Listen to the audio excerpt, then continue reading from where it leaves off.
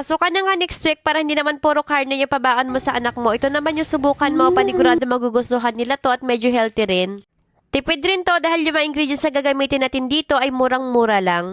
Katulad na nga lang nitong tokwa, yung isang blocks nito ay 30 pesos lang. Lamasin lang natin yung tokwa katulad nito tapos ipanlagay na natin yung mga ingredients katulad ng onion, garlic, minced carrot, spring onion, isang pirasong itlog, timplahan natin ng paminta, asin, kaunting magic sarap, chicken powder, breadcrumbs at all-purpose flour. Pagkatapos haluin lang natin to ng maigi or masahan hanggang sa maging ganito na yung texture nito.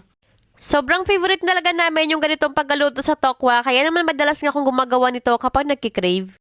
Mabilis na kasi siyang gawin tapos medyo healthy pa. Pwede mo rin itong lutuin sa air fryer kung ayaw mo siyang i-deep fry tapos iprehan mo na lang to ng mantika. Perfect nga to pambaon sa school dahil pwede mo nga to ilagay sa freezer tapos prito ka na lang kapag kakailanganin mo. O diba mapapakain mo talaga yung mga anak mo ng gulay at healthy talaga yung tokwa.